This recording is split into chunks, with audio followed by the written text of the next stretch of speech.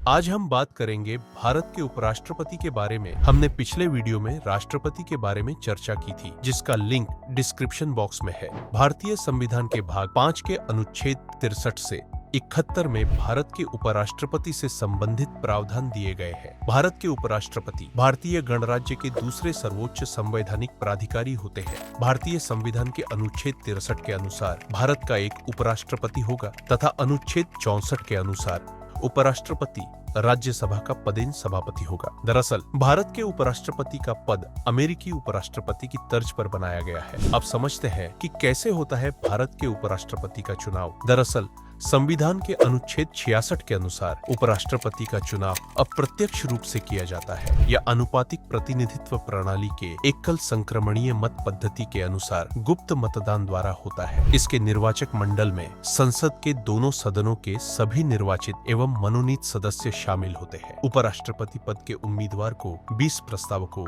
और 20 समर्थकों का समर्थन प्राप्त होना चाहिए, जो निर्वाचक मंडल के सदस्य।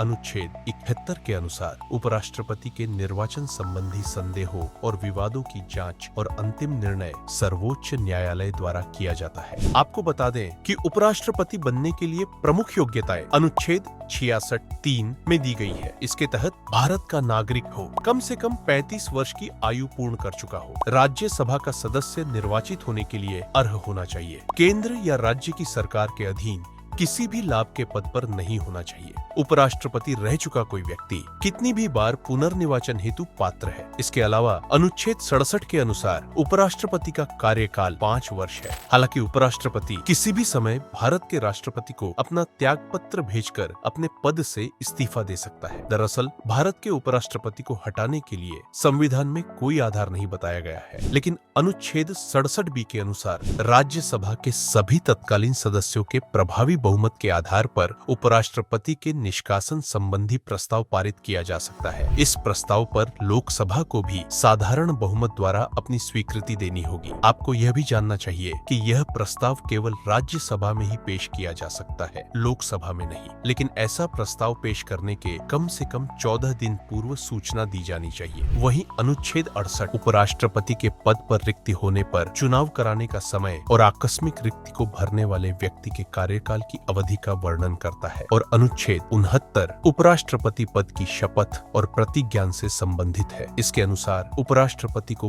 पद की शपथ राष्ट्रपति या उनकी ओर से नियुक्त किसी व्यक्ति द्वारा दिलाई जाती है। उपराष्ट्रपति की शक्तियां और इसके कार्यों की बात करें तो यह राज्यसभा के पदेन सभापति के रूप में सदन की प्रतिष्ठा और सम्मान का निर्विरोध संरक्षक होता है। यद्यपि उपराष्ट्रपति सदन का सदस्य नहीं है, फिर भी वह राज्यसभा में बराबर मत होने की स्थिति में मतदान कर सकता है। उपराष्ट्रपति राज्यसभा की विभिन्न समितियों के अध्यक्ष और सदस्यों की नियुक्ति भी करता है। सदन की सभी समितियां इसके निर्देशन में काम करती हैं। कोरम पूरा न होने की स्थिति में सभापति सदन की कार्यवाही स्थगित कर सकता है तथा संविधान की 10वीं अनुसूची के तहत सभापति किसी राज्यसभा सदस्य की अयोग्यता पर निर्णय ले सकता है। साथ ही विशेषाधिकार हनन का प्रश्न उठाने के लिए सभापति की स्वीकृति आवश्यक होती है। एवं अनुच्छेद 65 के तहत जब राष्ट्रपति का पद त्यागपत्र, महाभियोग, मृत्यु या अन्य किसी कारण से रिक्त हो जाता है, तब उपराष्ट्रपति राष्ट्रपति के रूप में कार्य करता है, लेकिन वह अधिकतम 6 माह तक ही राष्ट्रपति के रूप में कार्य कर सकता है, क्योंकि इस अवधि के भीतर नए राष्ट्रपति को चुना जाना आवश्यक है। जब वर्तमान राष्ट्रपति अनुपस्थिति, बीमारी या किसी अन्य कारण से अपने कार्यों का निर्वहन नहीं कर सकता, तो उपराष्ट्रपति पदभार पुनः संभालने तक राष्ट्रपति के कार्यों का निर्वहन करता है। आपको बता दें कि संविधान में उपराष्ट्रपति के लिए कोई पारिश्रमिक निर्धारित नहीं किया गया। वह राज्यसभा के पदेन सभापति के रूप में अपना नियमित वेतन प्राप्त करता है, लेकिन जब वह राष्ट्रपति के रूप में कार्य करता है या राष्ट्रपति के कार्यों का निर्वहन करता है, तो वह भारत के राष्ट्रपति के वेतन और भत्ते का हकदार होता है। इस वीडियो पर आधारित प्रश्न निम्नलिखित कथनों में से कौन सा सत्य है? पहला, अनुच्छेद 68 उपराष्ट्रपति पद की शपथ और प्रतिज्ञान से संबंधित है। दूसरा, उपराष्ट्रपति के निर्वाचक मंडल में संसद के दोनों सदनों के केवल निर्वाचित सदस्य शामिल होते हैं। 3, भारत के उपराष्ट्रपति का पद इंग्लैंड के उपराष्ट्रपति की तर्ज पर बनाया गया है। 4, उपराष्ट्रपति सदन का सदस्य नहीं होता है। अपना उत्तर कमेंट में दें।